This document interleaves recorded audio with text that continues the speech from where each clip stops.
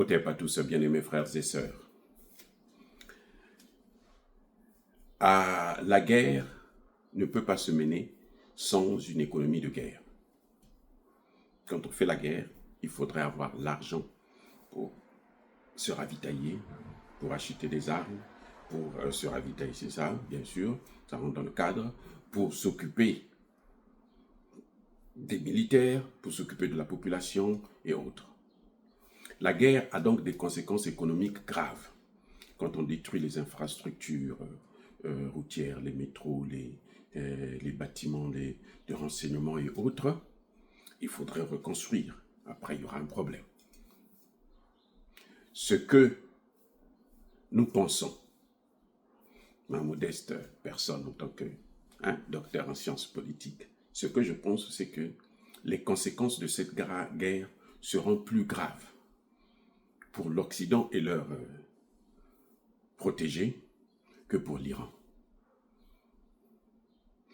Et l'Iran, jusque-là, n'a pas encore touché la plus grande cartouche qu'il a. Le joker de l'Iran, vous savez c'est quoi? Le détroit d'Ormuz. C'est l'Iran qui contrôle le détroit d'Ormuz. L'Iran peut détruire le détroit d'Ormuz. L'Iran peut bloquer le détroit d'Ormuz. L'Iran peut fermer ce détroit-là. Vous savez quoi? C'est près de 40%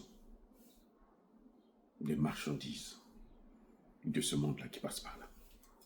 C'est 20% du pétrole mondial qui passe par là. Donc si ce détroit-là est bloqué, vous savez quoi? Le prix du pétrole, ça va monter. Déjà, le fait seulement que Israël, Netanyahou, ait ciblé les raffineries de pétrole et de gaz iraniens, ça a fait bousculer le cours. Le pétrole est monté à 8%.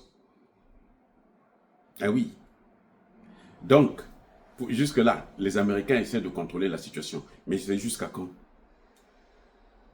Jusqu'à quand? Parce que le problème, c'est que nous, ici, là, chacun a sa voiture. Tout le monde a la voiture. Ici, là, les trains, là, c'est pas notre problème. Ici, c'est la voiture. Oui. Donc, quand le pétrole, ça monte, lorsqu'on va à la pompe, là, ça monte. Ça a déjà monté, depuis un certain temps, de quelques centimes déjà. Quand ça monte comme ça, là, ici, là, les gens ne sont pas contents. Nous, on n'est pas, même moi, je ne suis pas content.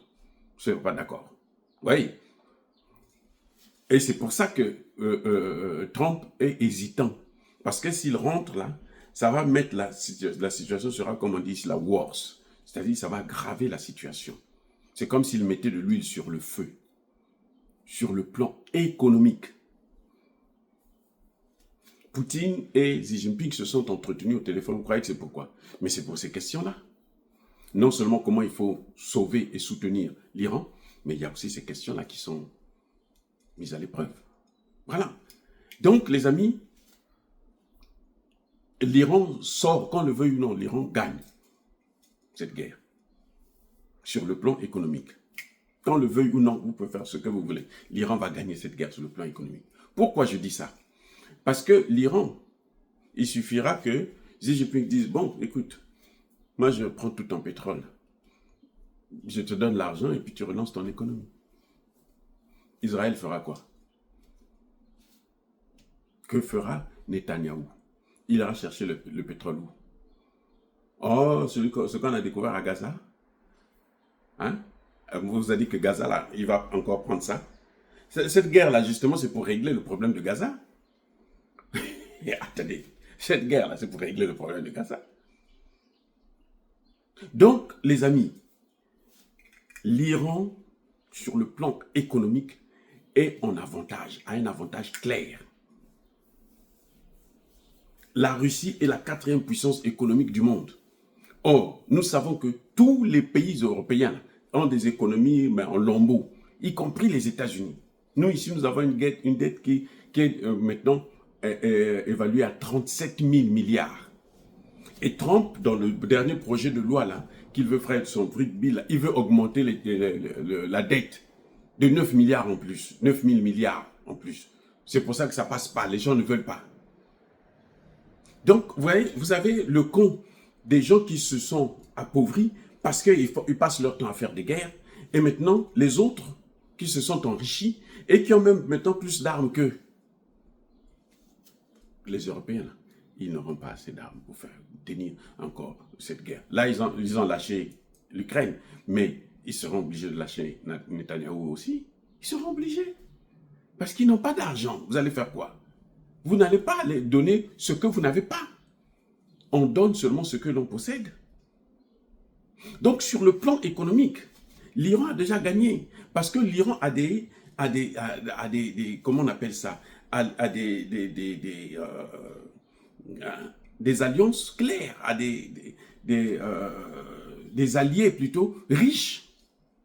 Alors que Netanyahou, il a des alliés pauvres. Ou qui se sont appauvris, qui sont en train de s'appauvrir. L'Iran a des alliés riches. Les BRICS. Et ils ont une banque. L'Iran n'aura pas besoin d'aller à la Banque mondiale ou au FMI. La Banque mondiale et le FMI eux-mêmes, ils sont en train de couler. Parce que face à la banque des BRICS, là, ils ne font plus le poids. Voilà le grand problème qu'il y a, les amis. Oh là là, écoutez. Conseillez, dites à Netanyahou d'arrêter cette guerre. C'est lui qui peut arrêter ça. Au lieu de faire des discours tapageux, non, nous on peut détruire l'arsenal, vous ne pouvez pas rien faire. Même si vous détruisez ça, vous n'allez pas détruire. Vous ne pouvez pas détruire tout ce pays, ce n'est pas possible. Vous ne pouvez pas contrôler ce pays, ce n'est pas possible. Vous pouvez détruire quelques sites, vous pouvez envoyer même les armes ultimes, mais ça ne va pas arranger votre situation à vous, votre situation économique, et ça va au contraire aggraver la situation, et vous allez prendre un risque énorme. Les amis, soyez bénis.